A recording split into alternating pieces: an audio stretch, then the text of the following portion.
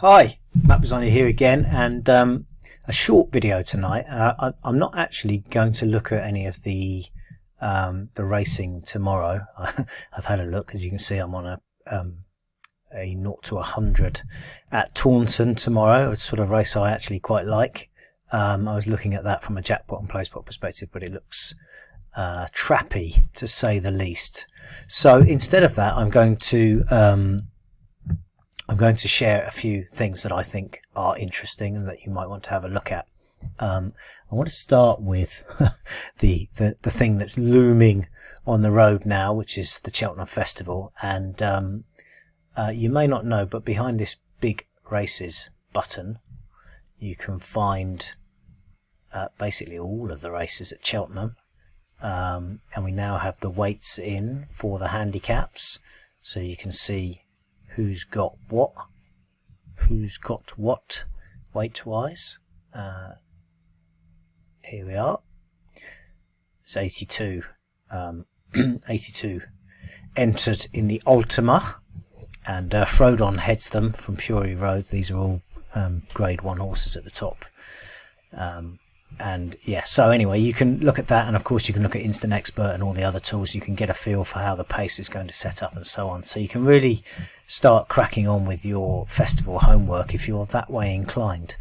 You'll find that behind the big races button. If you're looking on a mobile, and I'm not sure if this is going to work or not, let's try get rid of that, do that.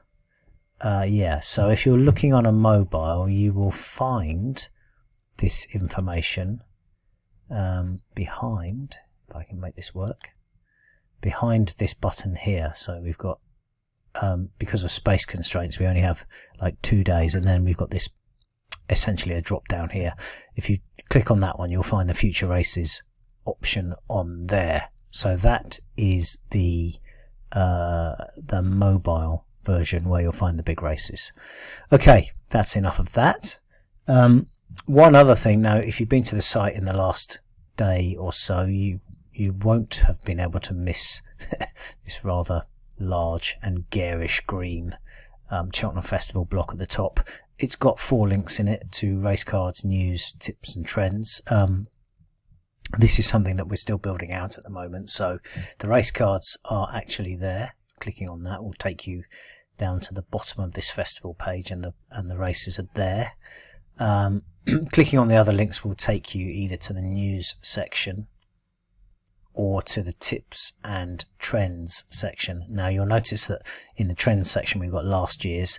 I'm still waiting on my trends man Andy Newton to update these, but they will be, if you want to get a head start, they will be basically current. They just need that additional 1 year's data from last year, so you can still get some benefit from those.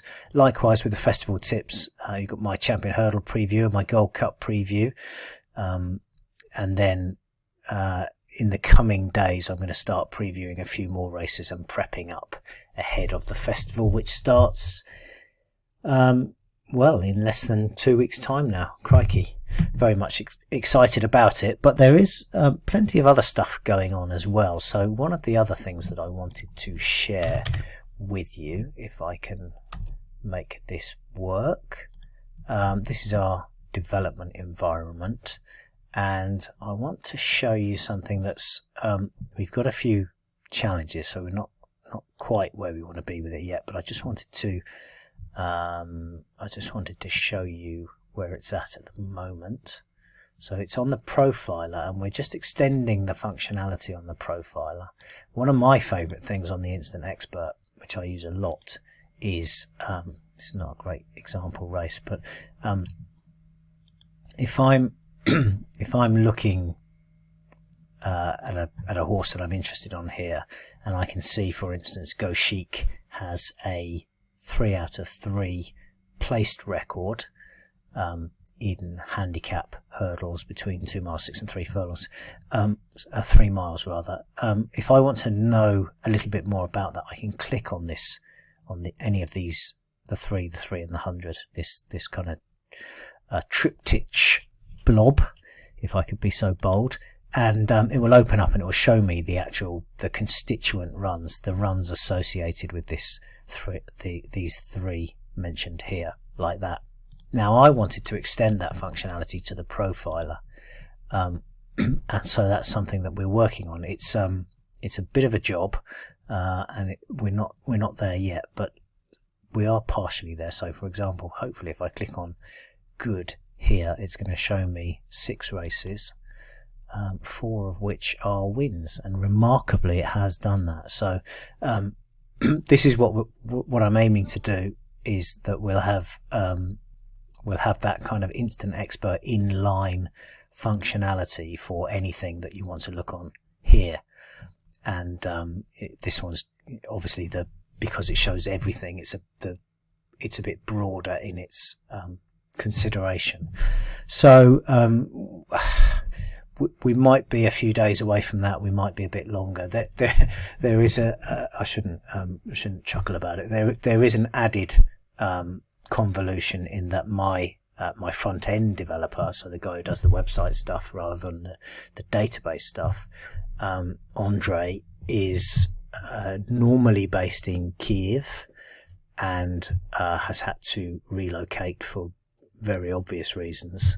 He's fine, his family are fine, they're out of the city now, but obviously he can work, he has the capacity to work, but at the moment his head is not always kind of on the job, if you like. So this is not urgent, it's not pressing, and other things are just, infinitely more important. So there's not a lot of work to be done on this, but when it gets done, I don't actually know at this stage. So we're sending obviously I've sent all my best wishes to Andre and his kin, and we all pray for a swift and peaceful resolution there, although it doesn't unfortunately look that way at this stage. Anyway, that wasn't a direction I intended to take in this video, so forgive me for that. But I did want to show you the profiler, which is in development, the extra bit, and I think that's going to be pretty cool as and when I'm able to publish it. The other thing that I thought was really interesting today was a report published by, or a blog published by the BHA, specifically by the BHA's handicap team. Now, you may or may not be aware that after the festival last year, when the British runners got a bit of a pasting, there was a general, once the wailing and gnashing of teeth had subsided and some more sort of sanguine sense came to pass, there was a gathering of the clans, the intellects, and a review of what needed to be done. One of the things that they discovered at that time, which is very well articulated in this blog that I'll share the link to, was that there was there'd basically been what's known as ratings inflation. In other words, there were too many UK horses with ratings above what they would historically have been, and that's this red line here compared to the blue one, which is 10 years previous. So the BHA embarked on a job, and again this is articulated in the piece, to try to manage that situation such that the red line this season has reverted to the historical blue curve. In other words, so that these horses here, which are ostensibly largely a little overrated, were rated a bit lower as a consequence of what we know to be the historical norm. And this second chart shows essentially what a fantastic job they've done, certainly with the hurdles, handicap hurdle ratings, and you can see that they've almost got things in line with history here. Things are not quite so rosy on the chase front. You can see a similar historical comparison curve here, but this season for chase ratings, the problem still is there. And there are some reasons for that, which are outlined here, amongst some other interesting data for those of you who, like me, are interested in such things. The reason I brought your attention to this is that you may or may not be interested in this bit so far, but there is a couple of pointers down at the bottom here, and I just need to try to change my window so that you can see this more clearly. So what they've done is they've, in this blog, that the author has highlighted how the changes that they've made have impacted average ratings rises and drops for winners and placed horses, to basically facilitate what they're trying to do. That's interesting enough, but then the opening marks that horses are getting, this is where, for me at least, it gets very interesting, is that, as you know, on GG's we have a first-time handicap report, and it throws up some really interesting horses worth at least a second glance.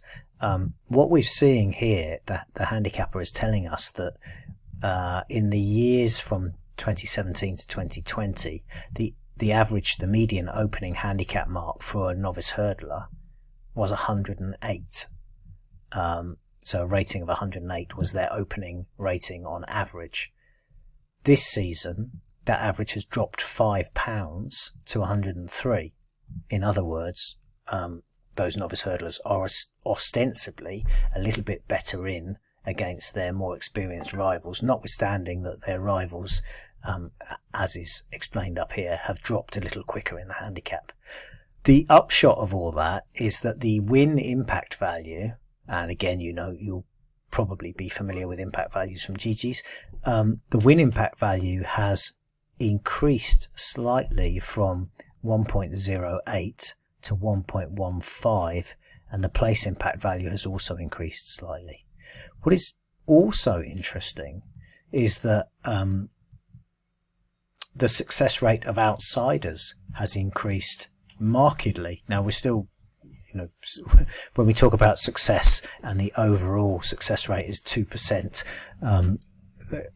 is not anything particularly to write home about in or of itself. But these two points are, I think, very interesting, and I plugged them into a website called Horse Race Base, which is an excellent website, because I wanted to see whether there was any wagering utility or nutrition in these findings that have been unearthed by the BHA handicappers. And sure enough, if you had had the foresight, which of course basically nobody did, but if you had backed handicap hurdle debutants, so we've got United Kingdom handicap hurdle this season, handicap runs in national handicaps 0 and starting price 25 to 1 or bigger, you would have had 10 winners from 371 runners, which is just a 2.7% win strike rate, but that would have been worth 77 points profit at starting price, and something like 250 at Betfair SP. Now, again, you've got to have a titanium stomach to put up with a 2.7% hit rate. But I think the general principle here that has been, the general point that has been made by the BHA handicapper is a good one. I think we need to be aware that opening marks for novice hurdlers are a little bit more lenient, and that is meaning that they may have a slightly better chance. In fact, they do have a slightly better chance of winning as a consequence. The fact that that these handicap debutants were already having an impact value of 1.08, a number above 1, means that they were already winning more often than your average runner. So that's something to be aware of in the round overall.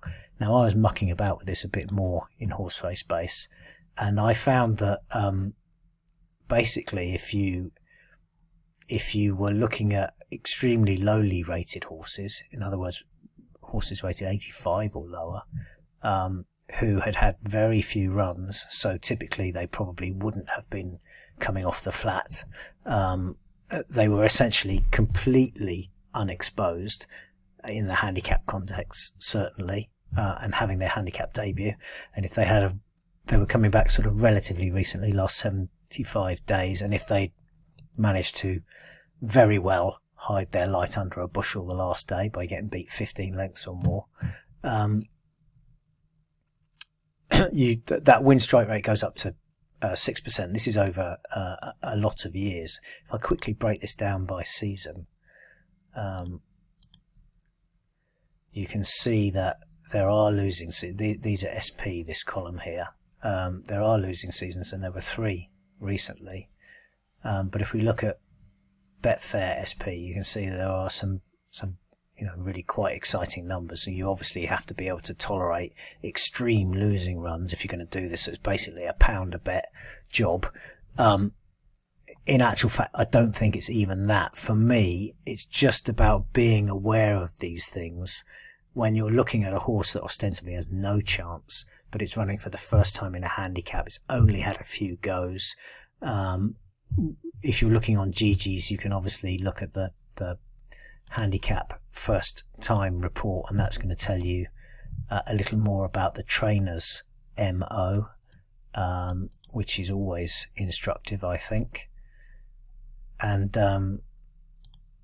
yeah, I mean, basically these horses have got a bit more of a chance at the moment than they would have done historically, and historically they had a slightly better chance than your average handicap hurdler. So that's something to keep in mind.